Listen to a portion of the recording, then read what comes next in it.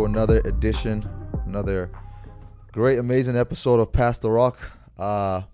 Today I'm here with a very distinguished guest who, has a lot going for himself when it comes to the media. He's, a lot to learn from and a lot to really be inspired by.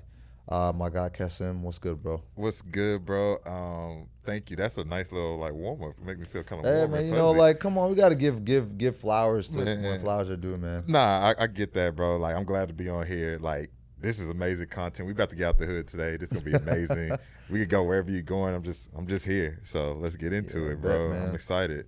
Since we're already talking about the whole what's it called, the whole accolades and stuff, man. I see you have a very good social media presence, and also just some of the stuff that you do, whether it's music, sports, and all that. So just kind of talk to me about how that all got started, man, and what really motivated you to start content creating. Yeah, bro. I think it started. It was weird. I grew up. I was actually kind of like a quiet kid, but I was big on playing basketball. So I went to Lincoln in high school. Was on a team with a lot of literally my junior year. Everybody who was in the starting five played D1 or D2, and I was on the bench, and I was just, that was my goal. I just wanted to hoop throughout. So I remember, I want to say my sophomore or junior year of high school, I think it was junior year. I don't know. I was just kind of what's the word? I guess I had in my mind that I was going to be D1 or something too. Yeah. No, brother. We all have those hoop dreams, bro. You know what it is? Ball was life. Dad, ball was life, and somebody really should have told me, nah, brother, ball is not life. Brother, stick with academics. And luckily, my mom always, because nobody in my family went to college, or I had an uncle that went to Paul Quinn, but nobody just went to actual big college or whatever before. And my mom didn't go to college, and my dad dropped out of high school. Grandma dropped out of high school. So I had nobody to even ask these questions to. And I remember I ended up taking a magnet program in high school. It was radio, TV, and film. And that's the first time, just kind of now I was just in front of a mic and camera and just start talking. And everybody, I was a quiet person in high school, but every time somebody talked, people just gravitated to it. Mm-hmm. And that's how I started getting popular. And it was basketball and just making jokes. Mm-hmm. And so literally junior year, I was this camera stuff is nice. And then senior year, I started to be in the radio TV program. Now I used to learn how to edit and learn how to just record people. And then, when I got to college, I realized that film and stuff like that is what I wanted to do. And that's how I kind of started in the media space, get into it and that sort. Sheesh, that's crazy, man. Since high school, pretty much? Whoa. Yeah, I don't think... I mean, I've always been a big sports guy, big fan of sports, watch football, basketball. Some point in time, I used to watch soccer a lot. Unfortunately, that died down. But I don't think in high school, I had no idea, sports media was going to be... it was kind of in the back of my mind, but right. I didn't know what podcasts were. I didn't really know, well, not that I didn't know what podcasts were. I just didn't know, there was an avenue for sports and that. And I don't think podcast was as big of a thing at that point in time as well. Right. And then also, like you said, man, I also had some dream to go somewhere with some type of athletics. I try to involve myself in anything. It's bro, I played basketball and then, just wasn't that good and then, wasn't tall like that. Can I tell you the moment where I knew, I needed to stop? It wasn't for me. Go ahead. It was sophomore year of high school. I remember I was on the AAU team and at Frisco Fieldhouse, bro. It was a tournament, gas or whatever. I was playing. Mind you, I've been the same height since freshman year of high school. I injured my ankle and I just stopped growing. So I've been 6'2" the whole time. But I remember, and I hate in high school where sometimes because you bigger early, they put you in the post or put you on the bro, big wing. That's literally what happened to my brother, bro. Fam. That's literally what happened to my brother. Fam, Gasso tournament, bro. My coach had me guarding freaking Julius Randle, bro. Oh my God. I was bro. Wait. Julius Randle, or somebody who plays like Julius Randle? No. The actual Julius Randle, bro. And so I was nah, man. Him and Mickey Mitchell, they were on the same age. I remember we both playing. They whooped us by 30. And I was bro, I love this, but this is not for me, bro. It's a great story to talk about now. You guarded Julius Randle and Mickey. bro. No, I got many great stuff. Like in high school, I was not bad. Like my first game senior year of high school in Houston, bro. Like I can say that I scored 20 points in a game. We're going against De'Aaron Fox, but Oh, sheesh. but it just didn't come out. And like It be throughout like that, high though. school too, Yeah. like senior year, it was like I was fluctuating with playing time. And on top of that, it was just a whole lot, bro. It's not what it was, and it was finally took me to college where I realized, like, you know what, like, let's go in the media space. But it even took me a while with that, just because like I never seen anybody else doing it around that time. So I was like, like, I kind of had like some fears, but it took me after graduating to finally like deep in and be like, this is my passion. So Yeah, no, actually, man, I'll do you one better, bro. Let me tell you a story. So this is a story where I should have stopped, but I didn't. Yeah. Anyway, so sophomore year of spring semester, sophomore year of high school, you know, I've never played down in football before, but like I was getting into football. yeah, So you already know where this story is going. I'm Yeah, getting into bro. football. My friend at the time, he was like, look, I'm not that big. Like I'm small, but I'm still on the team. He was like, bro, it's football. You you don't have to try out. You can just be on the team. You might not play, but you get your time to prove yourself or whatever. Right. I said, okay, bet, man. I'm gonna go to the coach. At this point in time, I'm trying to try for varsity basketball as well. I mean, that didn't go anywhere. But so I go to the after the first year of tryouts, I go to the coach. I'm like, yeah, man, I'm really trying to, join the football team for the junior season. And he's just looking at me. He just stays quiet. He looks at me from head to toe. He's like, let me stop you right there, man. You know how the coaches talk. Yeah. He's like, yeah, let me just stop you right there, man. He's like, how tall are you? Like 5'4", 5'4", 5'5". He's like, how much you weigh? Like 108 pounds. He's like, No way.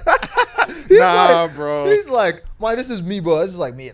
How old am I? Like 16? I'm like 110. 16 My years old, goodness. 110, 5'5", barely 5'5". Yeah. And he's like, look, let me just tell you something right now, bro. I'm not letting you on the team.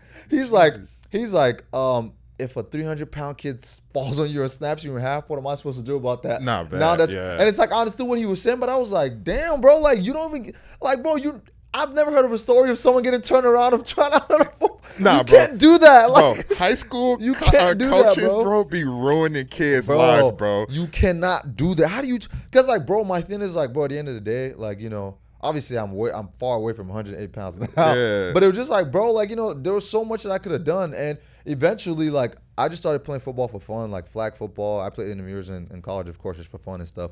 But like, bro, I ended up actually learning like the fundamentals of like playing wide receiver, because I would during lunch, I would go with one of my football friends, and he would teach me how to run routes and catch a ball. Like he taught me, like, you got to make the diamond and how to catch a ball over the shoulders. He was like, you got to adjust to the football. You just can't wait for it to come to you, like all that kind of stuff. So Right. I learned the basics. So not saying I would have gone like crazy or anything, but I was like, I mean, if I could learn that from just playing with one guy, imagine if I had like a coach or something. Like I could have been like a, one of a role player on the team or something like that. No, But yeah. that was just a fun. I think about that story all the time. I just laugh because I'm just like, bro, what was I thinking going to a coach saying, yeah, I want It to is play for not you. your fault. 108 That's the pounds. crazy You know what that part. reminds me of?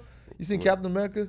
I haven't seen it. You need to see Captain America. Because you know how Captain America became Captain America, right? Yeah. I know He the was story. like injected with bro, the scrawny ass Captain America trying to join the military. He's like 5'4", 108 Yeah. pounds, just like me, and he's trying to Combat join the Crimson military. Hemsworth, Like it right? was that was funny, bro. Like, well, I mean, maybe he saved me from something. I would have probably snapped my knee. yeah, I mean, maybe, but it's so crazy, like, with these high school coaches, they really can suck the fun out of, Yeah, like, they could, a kid bro. life. You just 15, 16 wanting to play a sport. Bro. But now, what the game is, like, 15, 16 playing the sport, you possibly, like, playing for NIL money, or you possibly, Bro, like, that's the it's thing a pro is, life, bro. The thing is, we're not realizing that the game has always been like that, bro. LeBron Yeah. was on Sports Illustrated as a sophomore, bro. Exactly. That's insane. Like, bro, Yeah. have you watched it? Did you watch the Shooting Stars movie? I haven't seen the Shooting Stars movie, but I saw the documentary and, like, everything, like, of course. Bro, like, can you imagine being like scrutinized from that point in age, and then you have Kobe coming right out of high school, Kevin Garnett, all these kind of, like, bro, like, you're just on top of the world, like, at 15. So it's like, I understand the mentality, but it's like still let some kids have fun. Like basketball, I get it, because you need a 15-man roster. Like, that's all you can get. Maybe Right. a little bit more, but like that's all you can get. Football, you like sky's the limit, bro. You can have 100 people on that thing. Like, Exactly, yeah. So that's how I was just like, I mean, I understood what he was saying. Like, bro, I could have been on JV. I was a junior, you know. At least could got you a ring, something. right? Like, bro, I don't know, like something, experience connections, you know, Yeah. something. I don't know. You know, the most disappointing part about like the high school thing was just like, so with sophomore, junior year of high school, bro, I kept bouncing up. Like I played my first varsity game like sophomore year, but I would bounce some down to JV, back to varsity, whatnot. I remember senior year, it was only 3 seniors on the team. Like I was one, my homie Tafa, the homie Blue, and Trey. So it was 4 of us, bro. Why 2016? The next year, my high school won state, and I was like, only 4 people left the team, and I was like, I was just 1 year. That could have been my ring, bro. Like I literally went to San Antonio to watch it, and like I remember one of the coaches, he looked in the stands and saw me. He just did this. And I was like, nigga, don't look at me, nigga, don't beat your chest at me. I'm not getting this ring. Bro, get the hell out of here. Like, nah, bro. It's not appreciated, bro. I remember getting cussed out many a times. Oh, yeah, nah, man. Like, it's a tough place. Like, sports is, you got to have, like, a tough mindset, man. Coaches would talk. Like, you never know what type of coach you might meet. I've dealt with so many type of coaches. I've met coaches who are, like, really chill. Like, they're still disciplined, but they're really chill. There's coaches who are just, like, they walk in like Coach Carter on the first day, and they're like, if you're not doing this, get off my like, you know, stuff like that. And it's like, bro, like it's just like coaching. It's probably hard for them too, though. But like some coaches are just OD sometimes. Like for sure, OD. It's crazy. Yeah. I think that's glad real quick. Like I think that's glad we went through it because now we can. I feel like adversity is what got us and made us the people we are now. Yeah. Like like to answer kind of your beginning question too of also how I got into it. I didn't really get into like truly like I guess journalism and all that stuff until 2020 in the pandemic. I remember I was getting ready to graduate college and I was ready. I was like, oh, it's senior year, like, or I'm doing an extra semester. I'm like, I'm about to turn up. And I was in a whole different degree. I was doing African American studies and like film. Then all of a sudden the pandemic hit, and then all the stuff going on with the people, the marches and, you know, police brutality and stuff. And it made me get into a space where like, nah, like I want to use my voice or my social media platform or just talking to people and start telling their stories and marginalized people's stories and POC stories. So, and that's when actually I never interviewed people or I never like really like truly got into the space until 2020. So like I think with that, like we can laugh at it now. Yeah. But I think that kind of sometimes build us up to where we're supposed to be at. So man, that's funny because I didn't start my podcast till the pandemic either, bro. Really? 2020 was really when, and sometimes I wish like I kind of like started it maybe like freshman. I feel like if I started this like freshman year of college, I'd have been more like there would have been so much more I could have done. But at the same time, it's like resources and stuff. So I feel but that, everything just works out perfect to me. Like at the end of the day, like it is what it is. So I'm obviously not gonna ignore this. I already had this conversation with you already before. Yeah. But you had a pretty big interview not too long ago, man. And I know like that's an insane. That's just like an insane interview to just have out of nowhere. But you had an interview with Taylor Rooks, and I know that was like, first of all, would you say that's like the biggest person you've kind of interviewed so far, or have there been more? Yeah, I think so far either Taylor Rooks, I got to interview Zaytoven, maybe big. a couple months before. Like I think those probably the two. I got a third one that I never got to drop.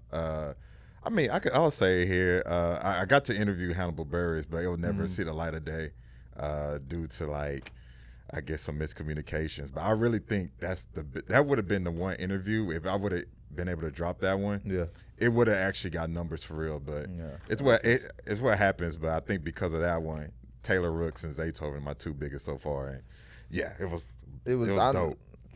Great time. I know it was probably great. And like just talk to, so like just a rundown on like I don't want to say, I mean obviously you don't have to go into too much detail, like, you know, but just like a rundown of like how that even came to play, like whether it's, you know, what really got that going. Yeah, I think with the whole journalism thing, so I'll start back from the pandemic real quick. So 2020, I graduated college like May 2020, and I was like, dang, like all the job market is pretty trash. And my mom, she kept being in my ear about getting my master's. I kept telling her, no, I'm done with school. Like, bro, I don't want to do no more school. But she kept bugging and kept bugging and kept bugging. And I finally like applied. I got my master's. I got accepted to Georgetown in DC. And I did like a journalism master's. And so I want to say when I started the program, like it was remote at first and I ended up going there. But when I was first getting the program, I realized like my biggest weakness as a creative was I suck at writing. Like horrible. I'm good. I could come up with stuff when it's like filming or photography or like even talking. But when it comes to writing, horrible. So I told myself like in 2021 that I'm going to just start writing. I'm going to find places to write for. And the first place I wrote for was SB Nation. And so when I wrote for them, I was just talking about the Mavericks because that's my favorite team. The editor there, I just shot a shot. He answered it. He liked like my perspective, so he let me join the team for the rest of that season. And so literally that have led to me writing at different places. That led to me writing at ABC. Then I started writing at Good Morning America for a short bit. Then they actually gave me a job. But then I want to say last year I was working there and I ended up quitting the job just due to like some creative differences. And so I've been freelancing for BuzzFeed, and as I'm writing there, like I get in like opportunities and keep writing. And I came across shout out to Mallory and Taylor. Shout out to Taylor. Taylor just she's a PR agent. She she emailed me about International Female Ride Day. It's like every year. I want to say it's every April. I could be wrong. Every April or May. And with Polaris, this is like the slingshots. I don't know if you'd be seeing that people riding, but basically Polaris had a sponsor this year to promote International Female Ride Day, and it was Taylor Rooks. So they were like, "Oh, are you willing to come out? I don't know if you ever been on slingshot before, but ride the slingshot. And after you ride it, you'll have the opportunity to talk to Taylor Rooks about International Female Ride Day and just promoting like women and more importantly like women of color in the whole motorsports industry." And so that's how it happened. So literally it was like a month or so ago. I accepted it, went to Houston, knocked out the interview, did a slingshot. Taylor Rooks was amazing. That's how it came about. Like, I guess that's the background of it. Yeah, that's big, man. Like that's like a good especially like in like even reporter wise, like women or men or whatever. Like that's like a very prominent person to like she's interview because she's doing a great job and everything. Yeah. It's just like, she's like, I mean, you just can't hate her, like she's very well liked and she does like a good job of like her analysis and like just giving different angles on things. So that would be big. Like me, if I was in that kind of position, man, I don't know how. Like I would probably be like, I'll probably be like, whoa, like how do I even like start, how do I even start get this going? But like that's just like, and that's really how it is when it comes to just content creating. You never know like what one opportunity might open for for the next. It could be something small, like you could be doing something you just think, okay, this is just something little, and then all of a sudden, like it's just like, and just like how you explain it, like that happened like so fast. It wasn't like, oh, you get this amount of time to prepare. It's just one of those things where it's just like, there's a lot of times that you might just need to prepare to just interview someone. Because I remember when I started off my podcast, just probably like the third episode maybe. Right. You know who Charles Amenahu is? Yeah. Okay. So, I mean, obviously he's like. He's a lot of friends with like mutuals, like a lot of my mutuals, and then my line brother, they actually like childhood friends. So dope. I talked to him about it. I was like, yeah, if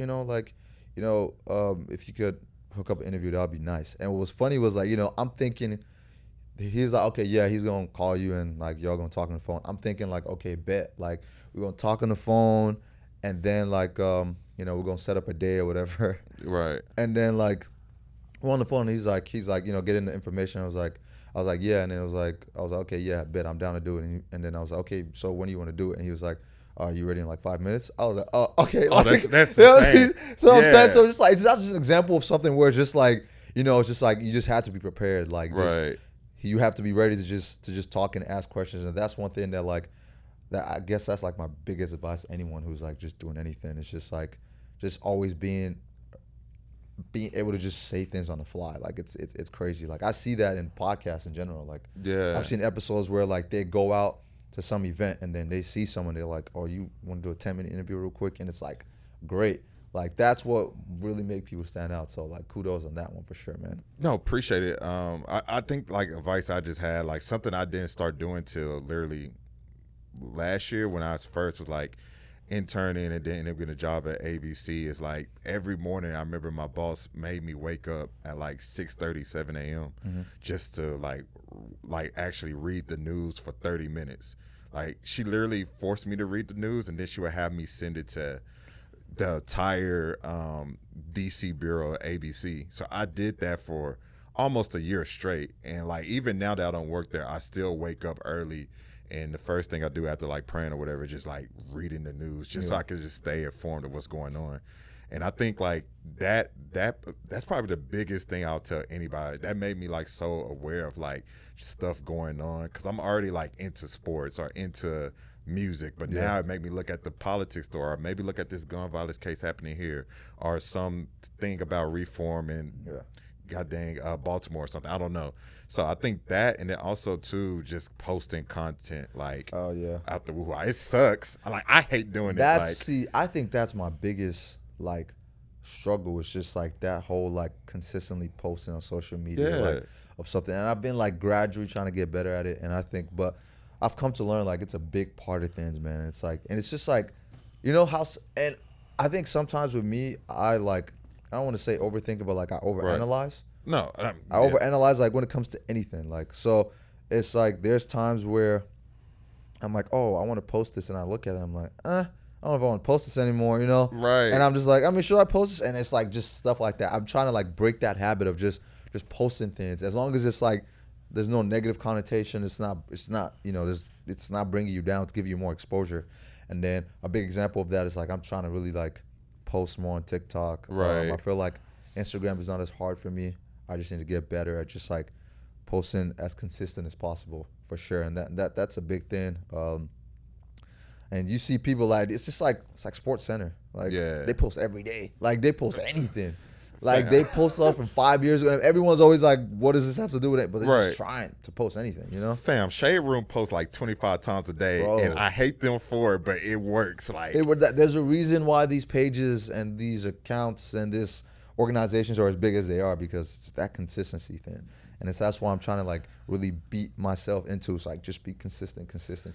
And it's like, that's with anything though, if you think about it. Like even sports, work, like whatever it is you do, like you do something every day over the next few months, next few years, you start getting better at it. And like you can't do something continuously and still be bad at it. There's no way. It's not possible. No, exactly. I feel like content creator, we are our biggest ops, bro. Literally. And like when we stop being our biggest ops, like we can overcome so many boundaries that we honestly just set in our own self. Like we think so constant thinking of like, oh, how many likes this is gonna get? Oh, my friend's gonna mess with me when I post this. Like, bro, just post it. And the way that algorithm works, like it's gonna come along. Like somebody's gonna like you. Building a new fan, and most of the time it's strangers who's our biggest fans and our biggest support face, like starting off. Bro, and that's one thing. It's just like at the end of the day, bro, it's just like, what if it gets 5 likes? I mean, it's cool. Like, I mean, at the end of the day, you put something out there, and you putting something out there the next day or the next few days, and you're just putting stuff out there, and it's eventually like it's gonna grow. And then now, once your page grows, that post that once got 5 likes, if people are a fan, they're gonna keep scrolling on your page and going down, and now they're going back to your old stuff. And it's just in general, now your whole page is just like, it's just crazy how social media works, bro. Fam, I just thought about it. Actually, I actually probably missed out on the interview that actually, it wasn't an interview, but the actual interview that actually did numbers and actually was the first thing I ever posted. Last year, it was RDC World, actually. So shout out to my sister with that one, because she had an event on UT campus, and I've been helping her put on the event, and then she got RDC World, and Charles Brockman, big TikTok creator, very funny dude. But she got both of those groups to come on and be a part of the event and on a panel. And because of my experience, and also too, it was just blessed up. Like I actually moderated the panel, and I always had a knack, even when I was interning, like years ago. I'll tell that one later, but like I remember I asked RDC World, or Mark Phillips is specifically like, what celebrity interaction is like the dopest one you ever had, and that was something that he'd been asked before, but never just really been pushed. Yeah. And he just said Kendrick Lamar, and I was like nah, like go deeper with that. Like, when did you meet Kendrick, whatever? And he was like, oh, Kendrick Lamar FaceTimed me. Then the whole crowd was like, ugh. And then I was like, you hiding the world from Kendrick or whatever, made a joke, people laugh, but I was like, tell me more. And he was like, you know what? Like, one of the skits I did when talking about rappers, Kendrick Lamar actually gave me that idea.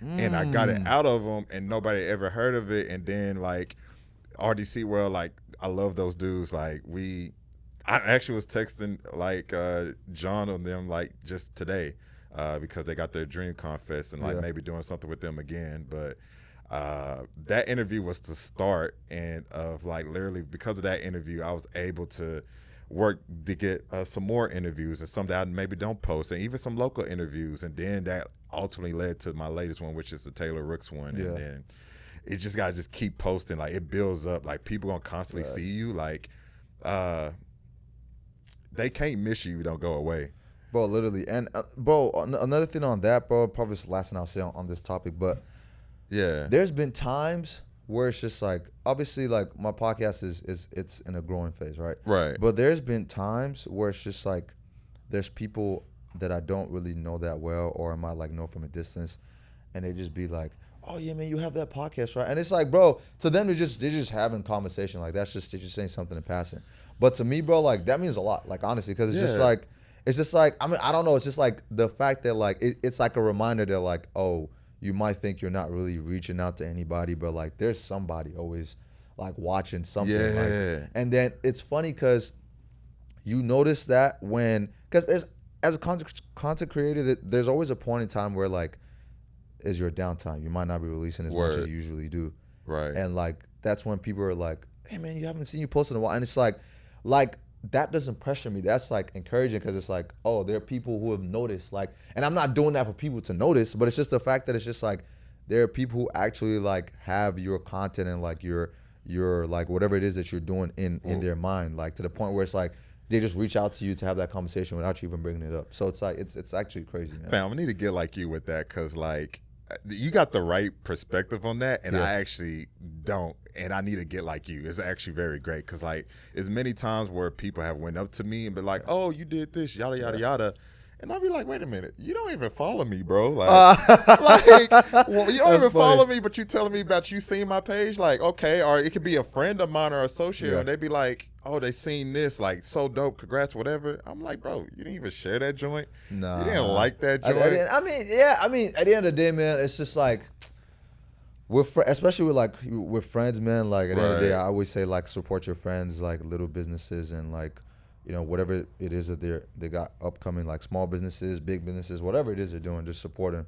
But when it comes to like the strangest thing, I just look at it as the aspect of like, they might not be following you at that point, but like you're reeling them in slowly. Slowly, because it's like, oh, they've seen one video, they see another TikTok, they see something, a post, and it's just like eventually, like, because honestly with me, there's pages where like I see something one day, I'm like, even with RDC World, like whenever they started, you know, blowing up, I'll see a video, I'll laugh like, oh my God, it's so funny, you know, like it, retweet, close my phone, but I wasn't following. And then over time, I'm like, bro, I need to follow these guys, because like their videos, that's just how it is. It's like, and I think that's how content creation is. That's how social media works. Everybody, two things. Everybody doesn't want to be the first person to trademark someone. You know what I'm saying? Yeah. It's like, bro, everybody's like, like, okay, he's doing good, but I don't know if I want to be the first person. Like, he don't even got followers like that. He don't even got views like that. I'm gonna watch it, but like I don't want to comment. I'm gonna like it, but I don't want to repost. So it's like, but then it's like slowly the little things they're doing, like the viewership, the little like, the retweet, is passing it on to someone else who is like, also thinking the same thing, but like gradually, it's like 100 people who are like kind of like doing the limbo, and then eventually somebody follows, and then now they all just like coming. Like, bro, social media is so crazy the way it works. It's just time, bro. Like, it's literally just time. Like, some people blow up like this. Like, one video, boom. Yeah. It's funny. But there's some people, it's like this. They've been making videos like, oh, that's funny. Oh, that's funny. Oh, that's really funny.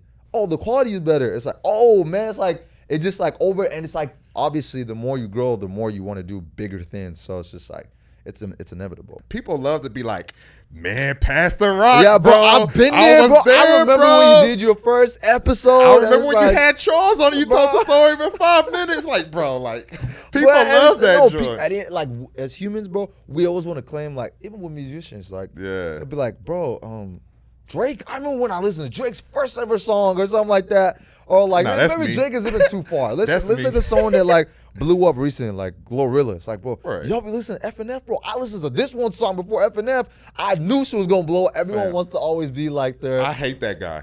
I won't lie. I hate that guy, but people be doing that for sure. Bro, like then it's like I even do it like with Patrick Mahomes. Like I went to Tech. And like granted, I was saying this, but I will never say that like, oh, I thought Patrick Mahomes was gonna blow up like this crazy. Right. I didn't know if he was gonna be like the best quarterback in the league, or if he was gonna, win a Super Bowl his third season or win an MVP. I didn't know all that. Yeah. But the one thing that I noticed was when Patrick Mahomes played at Texas Tech, and you could go back and watch his highlights. If you look at an average college football quarterback, and even the great ones, when they snap the ball, it's first option, second option, run the ball, throw the ball away. It's one of the two. That's how it usually goes. Yeah. With Patrick Mahomes, like if you look like Baker Mayfield, he's looking around, scrambling, run the ball. Cam Newton back in college did the same thing. Like even people like Joe Burrow, all these like good Deshaun Watson who played around the same time as Patrick Mahomes, they got drafted the same year. Like all these guys, they they will look, run, and it's not a bad thing. It's just like that's how people are wired. But what cuts it to the next level, the reason why some quarterbacks don't end up, progressing, like Johnny Manziel, why, his career didn't go the way it's supposed to go, is because when you get to the NFL, you just can't run around. There's guys like Aaron Donald. There's guys like Michael Parsons now, who is big and fast. Or you think your lineman can block me? No, I'm coming for you now. Oh, you think you can run out? Run to the sideline and try to, get 5 yards? Nah, I'm faster than you. I'm going to catch you. You know what I'm saying? So with Patrick Mahomes, what he always did in college, he would snap the ball, look. He's about to get sacked. He's running, but he's not running forward. He's like running sideways. And he will run. And the comparison to me was Aaron Rodgers does this a lot. He would run all the way to the sideline until there's absolutely no option. Right. Then he might run the ball or he might just throw it away. Yeah. But Patrick Mahomes will run all the way to the right side and then find someone down the field and just launch the ball. Like, bro, he did that. I'm like, bro, if he can actually do this in the NFL, he's gonna be good. Like, he's gonna be a good quarterback. And that was something I noticed. But that's just an example of like me saying like I rocked with him since day one. Which I mean, I had no choice. I went to Texas Tech. Of course, I'm gonna ride with like the quarterback there. So just having to say like watching him in college and like seeing him play in the NFL, man, it's insane. Yeah. But that's just an example of something I did for sure. Where I was like, I've always been rocking with him since day one. But I don't get crazy now to be like, oh no, I knew he was gonna be MVP. I did not know that. I didn't think he was gonna blow up that crazy. Yeah, and he was still the 10th overall pick, but it's so crazy. It goes back to kind of what we were saying earlier, jokingly about like the coaching and how that's important, but also too just like how that mentorship and that big like just going through the journey is important, because like with Patrick Mahomes, you can remind me like, but he never won the Big 12 championship, never played in the Big 12 championship game. Don't think that he was just truly that much over 500 in his career. One or two bowl games. Like Patrick Mahomes coming out of high school was a 2-star, 3-star quarterback. Right. Coming out, Tech was probably one of the biggest schools that got him. Obviously, I don't know if you noticed, but I think when he got there, Baker Mayfield was also there. Baker Mayfield walked on. Yeah. He eventually started and played good, but Tech wouldn't give him a scholarship. Hence why he went to OU. Makes sense. And I think who took over? Davis Webb took over, and then Patrick Mahomes took over. Right. So, but yeah, like, bro, Patrick Mahomes never was like, even in college, his career wasn't flashy. But I'll tell you this one game though, and this is probably the best football game I've ever watched, like in person. OU, Texas Tech. Obviously, Baker Mayfield coming back to Tech, bad blood. I'm trying to get revenge. This is big. I think this is the year Baker Mayfield actually wins the Heisman. This is 2016, fall of 2016. No, that's about right. Yeah. We host OU. Patrick Mahomes, Baker Mayfield go back and forth.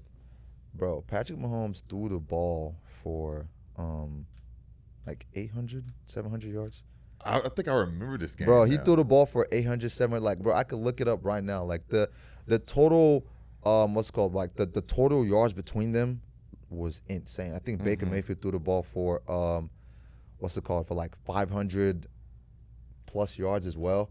Bro, it was insane. Like, and that was a game that like you see and you were like, that game might have like really, really separated him because he broke like a lot of records, like FBS record, Big 12 record, of course, most passing yards in the game, most all-purpose yards.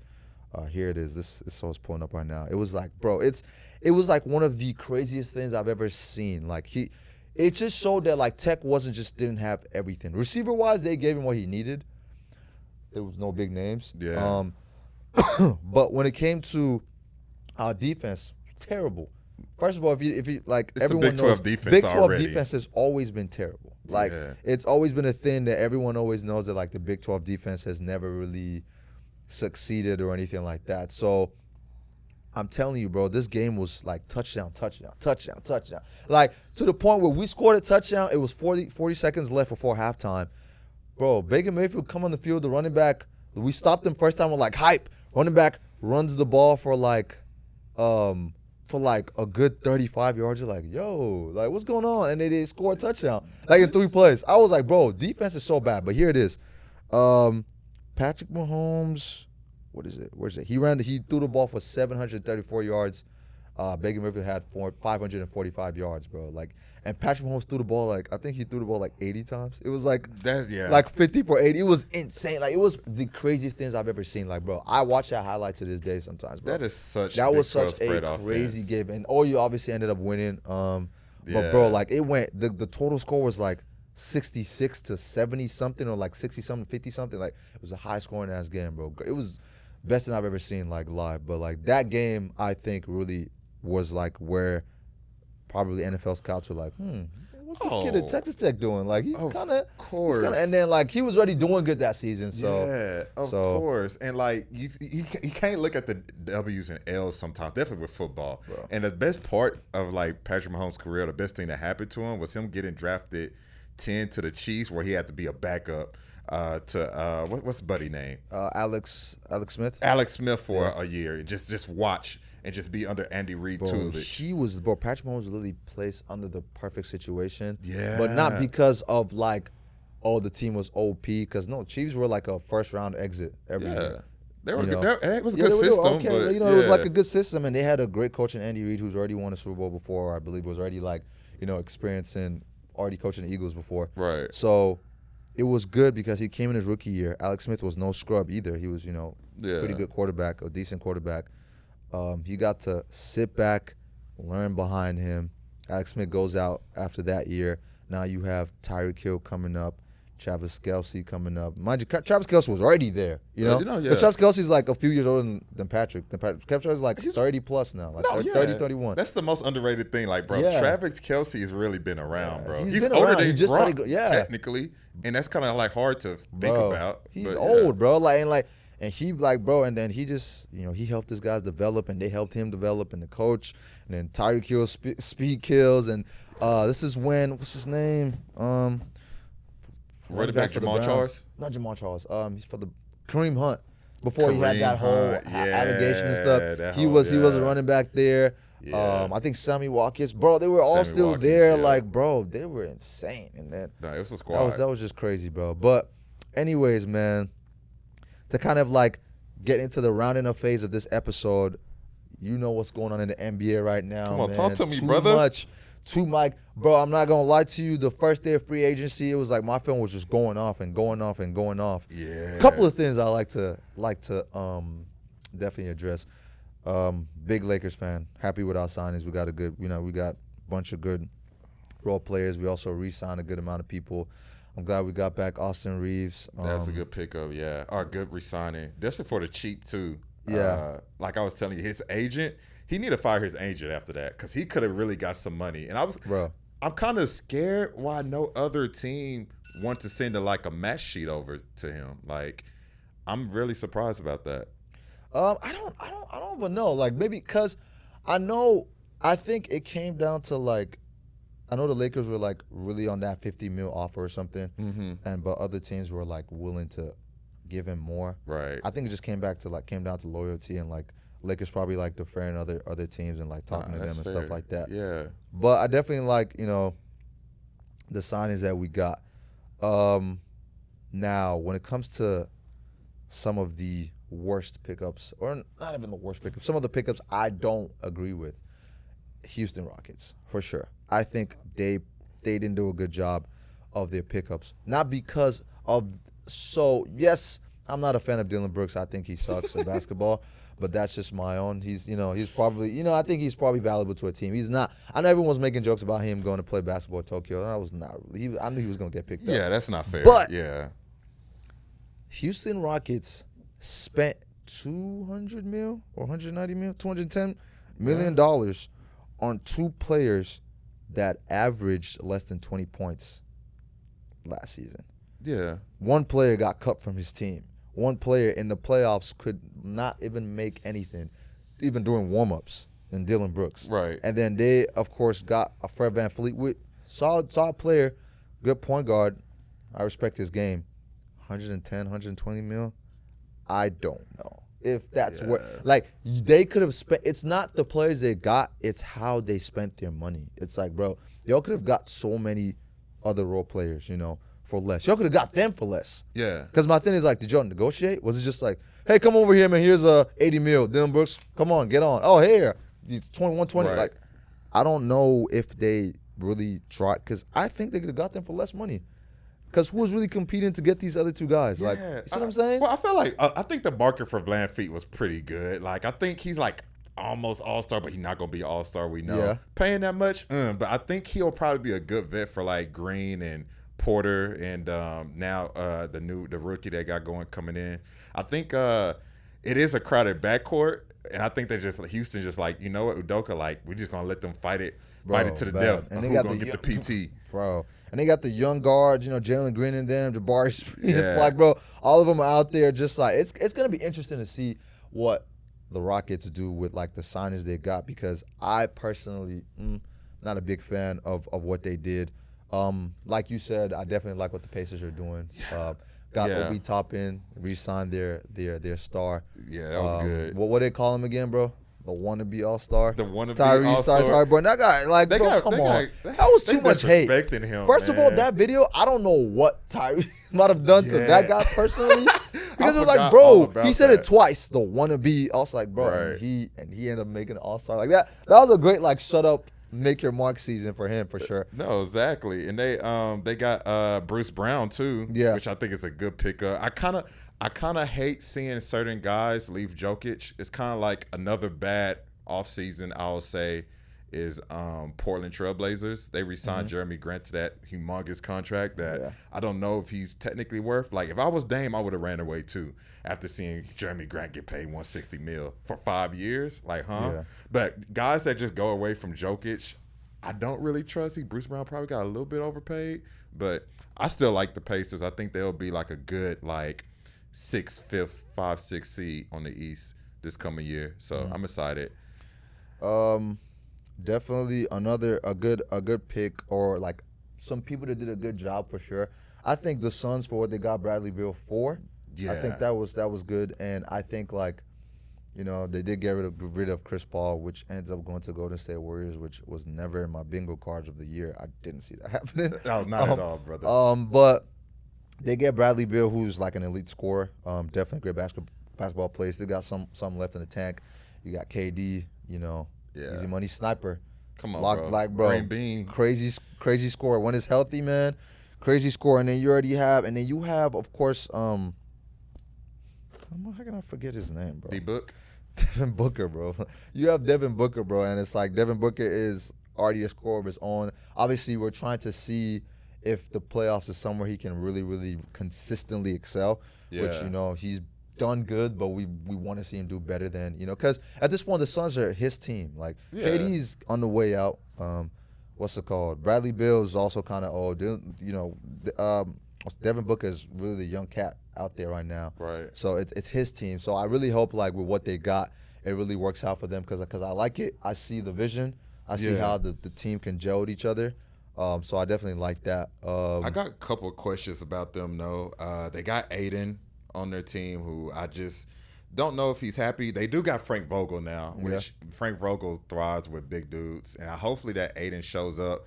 But I do hate teams that I still believe that defense will championships, and I don't know if that team.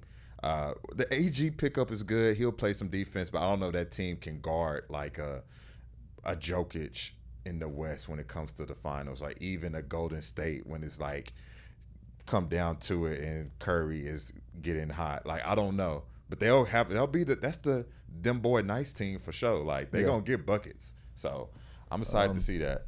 So yeah, no, I'm definitely excited to see it as well. I'm trying to think of another team that I would say I really liked what they did. I mean, I think everybody did a decent job from like so far from what I saw. The Grizzlies kind of confusing me. Not really sure what their plan is. They paid a lot of money to Desmond Bain, $204 million, 4 or 5 year contract, crazy bag. That's a crazy bag. Crazy for sure. bag. Shout out to him though, but yeah, that's not hating. nah. But they got Marcus. So when they got Marcus Smart, I understood the idea of things. You know, Jaw's not going to be in there Right. for the first half of the season because my guy wants to hold guns in the camera. What's it called? And they got Derrick Rose, right? Yeah. So I'm really trying to understand like what the guard room is going to really look Derrick like. Rose a GD, you know? by the way. So You said what? he's a GD. Come on. Hey, bro. Ja Morant, his big bro is now a former gangster himself too, but Bro, come my on, fault. bro. My fault, twin. My fault. They know what Nah, they're doing that's over funny there. as hell. My fault, That's twin. funny as hell. But nah, Derrick Rose coming in, you know, veteran, you know, I can understand maybe that's why they bring him in, but I'm just like, I don't understand signing so many guards, you know. Yeah. Because once Ja Morant comes back, the locker room's gonna be kind of like It's confusing. gonna be, yeah. You know? I don't think I D think Rose not gonna get that many minutes though. Huh? I mean, he's definitely gonna be coming off the bench. He's for sure. not Oh, gonna- yeah. 1,000. I mean, he's definitely not gonna be starting, but Oh, so dang, Um, wait, they're gonna really have what? Bane playing the 3, technically. When Smart, that's like a 3 guard. see, then- that's what I'm trying to figure out. Are they gonna play like a Warriors type small ball? yeah. Because Desmond Bain is not that tall, bro. So, nah, he's not. Yeah, they small, bro. I wonder when basketball. I mean, at least they got 2 bigs. They play. Yeah, that's actually 2 crazy. It's gonna be bigs. like it's either gonna Yeah. be when Ja Morant, because Ja Morant's small, Marcus Smart's small, Desmond Bain, and then Jaren Jackson and Yeah, Steven Adams, and like Steven just Adams, like yeah. literally just goes Or crazy. Brandon Clark when Bro. he come back. Yeah, it's an it's- interesting team. Yeah. You know, I want to just let me go back to Houston real quick because something I just thought about where I'm gonna give them a W for one thing. This may be controversial, I don't know, but them not getting James Harden. When James Harden, I thought he was for sure like he was Going coming to back the- to yeah. Houston. Then all of a sudden they just had like a little switch and they were just like nah. And I'm actually happy for them that they didn't tell James Harden to come back because Yeah. I think he would have like ruined that culture of all these young guys they had. They literally got what? Seguin, they got Black, they got Jabari Smith, they got a lot of like Jalen Green, actually yeah. good talent that they have drafted. And James Harden would have came back. He would have screwed that up. I think it would have been very dumb. Exactly. But James Harden, like, unfortunately, like, love him as a player, like, great guy and everything. But it's Yeah. just like, bro, like, I don't know if he's a winner, bro. Like, it's just like, He's not, man. like it's sad to unfortunate. say. Some people are just not winners, bro. It's just like it's such a competitive league. Right. It takes so much, bro. Like you have to tap into a different point. Like you already have like you still have to deal with LeBron and Steph Curry and KD.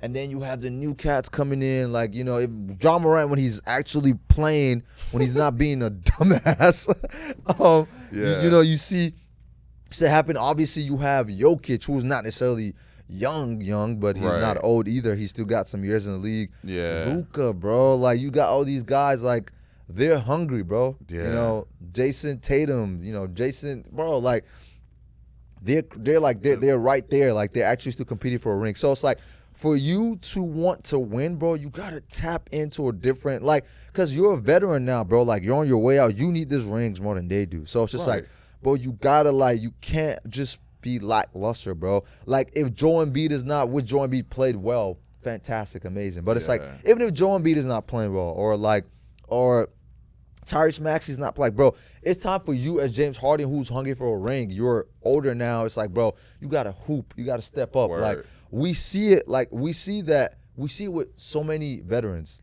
When LeBron sees the Lakers are not playing up to par, there's times he has to oh my God, I'm old as hell, but I gotta play hard because I'm not gonna go out like this. You see Steph Curry do it the same. Like this, the series before they lost to us, before they lost to the Lakers when they played the Kings, they were down 2-0.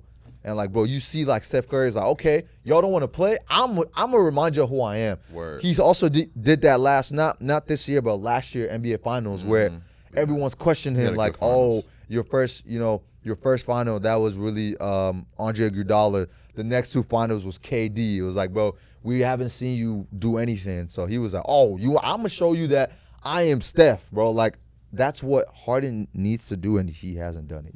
Yeah. And I mean, unfortunately, it might not always work out because that's what Westbrook did.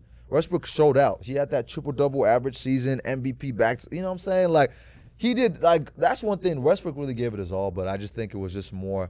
With Westbrook, I think he might have done a little bit too much. Does that make sense? Yeah, that makes sense. He became too ball dominant, and it was just there's only so much you can do with that. So, them not picking up Harden, good move for sure. Great move. I think with guys like that, definitely now, I don't think James Harden even the same guy just physically no more. He played a lot of minutes, so it's just time for them to understand. Westbrook get it now. He literally signed a 3-year, $8 million contract, or what was it? 1 year, $8 million. Yeah, it was something that was just damn for a former. I MVP never thought of this league. bro. I never thought I'd see Westbrook. Mr. Triple Double. It's crazy to see. I gotta, something I also just for free agency that I was telling everybody that I knew was gonna happen and it happened. Is Draymond Green coming back? They gave him more money. I think it's actually fair. I think this is my analogy with Draymond Green as I'm just thinking about it right now, right? I think Draymond Green is the guy. I'm gonna use a relationship type thing. He's the guy who's a 7, but he bagged the 9 and 10. Yeah. And then people look on the outside looking in how? How did you bag that baddie? Bro, look at you. Your fit's not even like that, but she's just sexy, fine, all of that. But the thing that people don't understand is that baddie needs that 7. It's stuff that Draymond do for the Warriors that people just don't understand. Nobody's going to be able to do it. But also, it, the Warriors gave him an opportunity to have this special role that we never seen. And he trailblazed the league off of that. And that's just something sometimes that baddie got that 7 because he tell her certain things to do and keep her sane, or maybe she's very talkative, he's very mellow or whatever.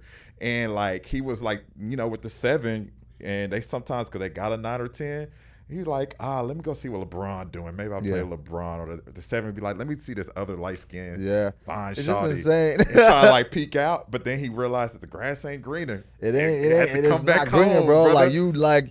If you go over there, they're not gonna treat you the way they're treating you over here. Exactly, man. So I think Draymond definitely wanted to stay with the Warriors as well. Eventually. So I definitely think it works out for their relationship. I don't really understand why, but obviously there's a reason why Steve Kerr is rooting for Draymond to be there. And whatever a coach sees, obviously it's working for them. They make the players for more than none. They've won 4 championships together. What can I really say? I'm it's happy working. seeing them 3 together, or them 4, including Curry.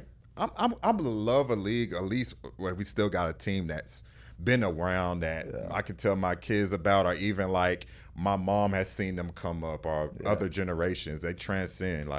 What they won in 2015, that first ring. That was our senior year of high school. Yeah. And now they won last year, and I was graduated with a master.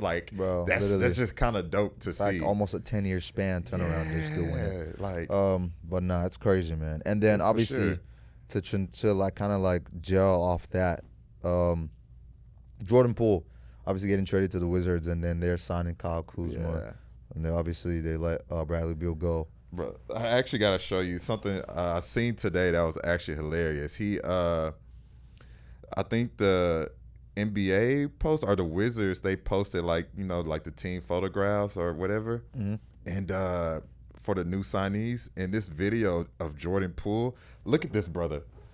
That brother looked depressed, man. He looks so sad. What does he look? He's not ready to start no new chapter. Nah, this is literally, they were at the other side of the camera like this. No, that's what it was. That's what it looked like. Say it, man. Like, so you happen to be in DC. Hey, blink twice. That you bro. That you about to be on U Street every week. Like, nah, bro. Him and Kuzma are literally about to be at Rose Bar every weekend. Like, they are not gonna be winning. He looks sad, man. I mean, honestly, bro, the way I see that marriage is it could go really well, like to where like they might just really just play well with each other, or it could go really bad. Like they could be like, nah, they're not gonna be no top 4 seeds in the East. I don't see that happening. Of course not. No. But they could be like a solid six seed. I don't think so. No, but I'm saying it's like it's either that or it's like. Yeah, it's what I'm saying, like it's either that or it's gonna like just plummet down, bro. Yeah, but it's looking a whole lot like that's what it's looking like. But I want to see, I really want to see what they, what their plan is, what they, what they got going on, what they want to do with these guys. But I mean, every GM is different, every team is different. They always have like a goal. So yeah, I really want to see what happens there. I do too. I want to hear your opinion about my team, the Mavericks. How do you rate what we've been doing, in your opinion? So re-signed Kyrie, obviously. What were some of the big pickups y'all did? I didn't pay attention to. Yeah, we re-signed Kyrie. We got Grant Williams trade. Okay. We don't know if we're gonna sign Christian Wood again. It looked like no team want him basically. Who else? We got Seth Curry for a little cheap deal. Yeah, I got a shooter right there. Raquan Holmes. I don't know, like. I don't necessarily think. I don't think y'all did a bad job. I think y'all did what you needed to do. I wouldn't think it would have been a stupid idea to let go of Kyrie because yes, it didn't work out last season, but these guys had like a quarter of a season to get a relationship going, to get a whole build a whole rapport and fundamental. So I think. You already signing Kyrie had to happen. You want to, I want to give that Kyrie Luka duo a chance. But do you feel like we had to resign him for embarrassment purposes? Like, do you feel like if we didn't resign him after trading? Oh yeah, Finney for sure. Smith or whatever. Like, it's a mixture of both. It's a mixture of like, hey, let's at least give this a chance, and two, it's like, how does it sound? We just picked up a big play and we could have been holding for a season. It would look so bad on y'all. I just deep down, bro. This is how I feel about like this part. Is like, I feel like Kyrie. We know this is gonna end bad. You think so? Oh, we know this. Like. I think they got to figure out their roles, I could man. be honest. Like, figure out roles, whatever. I think it goes 2 ways. It's gonna end bad. The first way is literally the next. 3-4 months, the first 3-4 months of the season, he plays amazing, and he used that to get his trade value up, and he just go and find a way and he trade himself out to the Lakers, kind of like what he did with Brooklyn last year, where like when he finally played, they was looking pretty cold. Like I think they were the 1 seed in the East or something. Then all of a sudden he went trading and got to the Mavericks, or he stay out because this is gonna be his last big contract.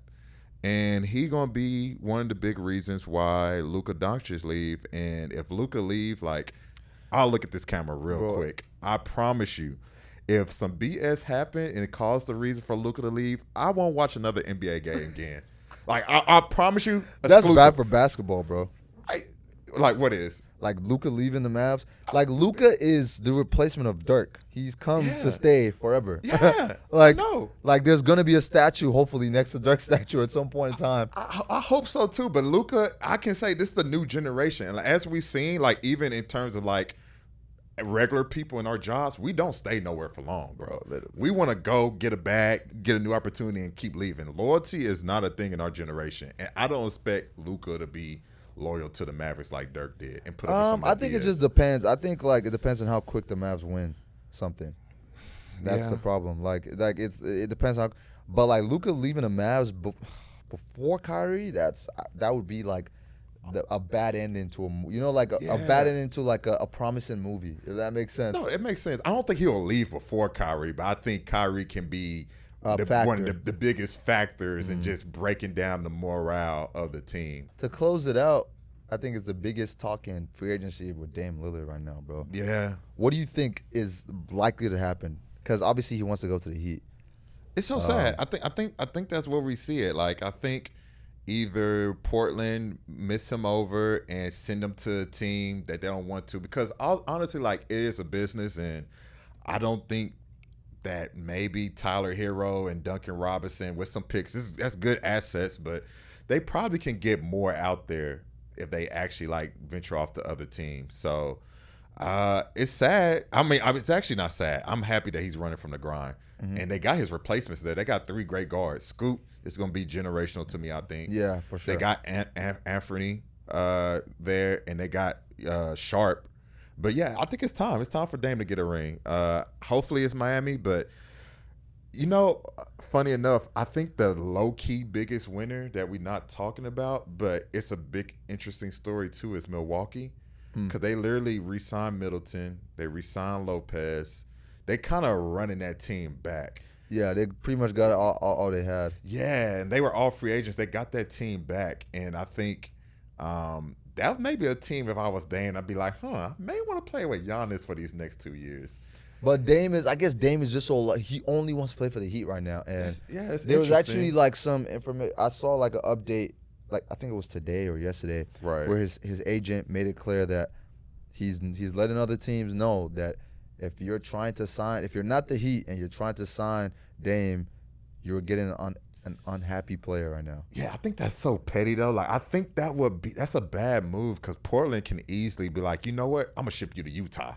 Bro, now you're gonna be playing with Jordan Clarkson and Cole. Exactly. Nigga, you gonna be you know what you're there for? To keep the NBA making money. That's exactly. You're like, just there. That's to such be a there. bad way to go as an agent, I feel. I hope that that's not happening. Yeah, no. I really hope. I mean, at the end of the day, and I know Scoot really wants him to stay. Yeah. I know Scoot's like still being optimistic. I mean, honestly, the way the NBA works, man, I will not be surprised if Dame were to just stay. Stay with Portland, bro. It works out. I see. Yeah. He works out for the Heat. They do need. He can definitely be that point guard. Jimmy Butler wants him to come on there. So right. They lost some players too. Thinking about it, they lost Yeah, Strauss. they They lost Vincent Strauss. to the Lakers. They lost Vincent to the Lakers. Yes, Yeah, they did. that was a good pickup for y'all. Yeah. So, I mean, I think definitely like he'll fit well with the team, but I just don't like. I don't know, man. I just feel like the running from the grind thing. Like, he deserves a ring, but like nobody likes it when you run from the grind. Nobody liked it with KD. Nobody liked it when LeBron did it. It's like nobody just. That's not likes fair, it. man. I mean, it's not. It's just like it definitely isn't fair. But the way Dame is going about it it's just, I feel like I feel like he's doing, like, for example, with like LeBron and KD, whenever they were, which is probably the 2 biggest like dip out on a team that we've seen. They were very, very, very like.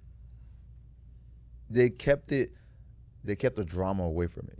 Like they were like deciding. There was obviously a lot of eyes on them because they're 2 big players, but I feel like Dame is like really, putting the drama into this. Wait a minute. Let me turn up my James Harden hate. You just made me think about it. He said, "Let me chill." Why is he not the president of Run from the Grind?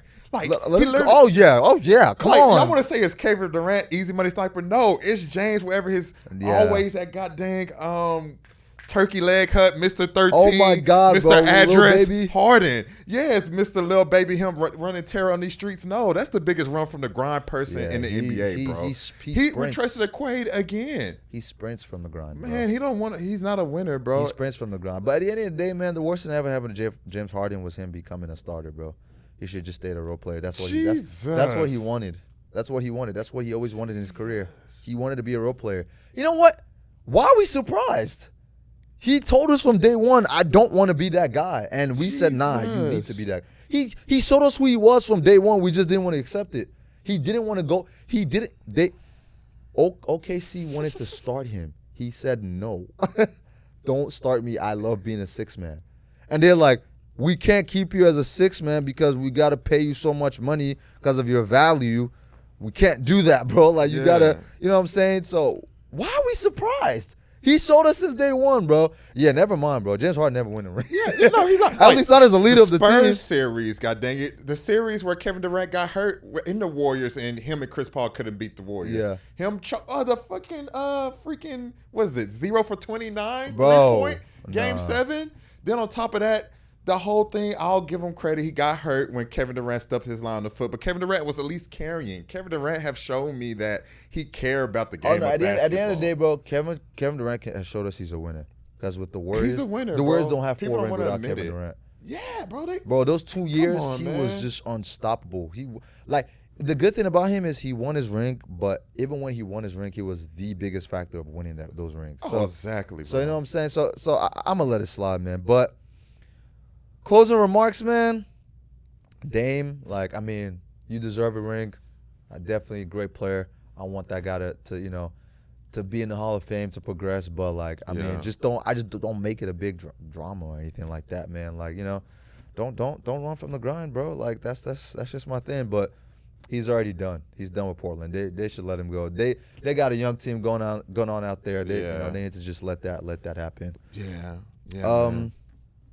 So, to close this out, if you had the opportunity to create something with a well-known celebrity, and when I ask this question, I don't want you to make a decision off just like the biggest or like your favorite, but more of like something that'll be more closer to your niche or to the creation that you do. Who would it be? Like, who would you collab with if you had an opportunity? Oh my God, that is pretty tough, bro. Wow, that's a great question. Yeah, I know it could get a little. Yeah, man. Wow. I guess I gotta think about what philanthropy I want to be in. Man. Yeah, man. You kind of got me. Stuck right here. Do you got one for yourself or? Yeah, I got a couple, which are all in kind of like the podcast range. I would say, I would definitely 100% either want to collab with, All the Smoke, with Phil Jackson. What's his name? Matt Barnes and Steven Jackson. Definitely love that podcast. That was actually a podcast that really motivated me or like inspired me to start podcasting. I would want to do that, and then also $1 Million Worth of Game. I love watching that podcast. So like people like that, with them be closer to my niche. I know like collabing with them, with those kind of people. Yeah, they're not the biggest stars in the world, but like at what they do, which is what I also want to do. Right. You know, they're pretty prominent. But then also, man, just for like his success rate, not just because of him being my favorite basketball player of all time or anything. Like, I would obviously want to do something with LeBron. That would be amazing to do, you know? But at the same time, LeBron is just like, he's not only LeBron, but like he's business. He's shown he can create things. He can help things grow, you know? Yeah. So like those are just some of the things. But yeah, podcast wise, those would be my go-to. I think one that I kind of thought about it of another podcast, but I want to do something as just growing up in a single parent household from a low like social economic background in like South Dallas. Like I want now it's like podcasting and the arts is like such a like big thing now, and like part of the reasons that I never even did a podcast in high school or whatever is just because one, the resources, two, didn't know if that could be a sustainable thing, but now arts is a sustainable thing. So like whether it's like a Wallow with $1 million worth of game who's very motivational, or if we want to go basketball player like a Paul George, or even my favorite player Dirk Nowitzki, like I would love to have a foundation with them where we can just go into Dallas ISD or some of the low economic schools in Dallas and like talk to kids just about like that's come from like single parent backgrounds and let them know that the arts is a sustainable field that they can be in. I think that's one off the top of my head. right now too, I'm actually, it's not like a nonprofit or nothing, but me and two of the homies this year started a like a company brand, I guess, a live performance platform called Front Row Live, where we having like young artists or artists, up and coming artists, like come to the studio here in Dallas, and like I actually shoot it, and we all just come and produce it, and like give them a chance to have them have a 4K video with a live set band.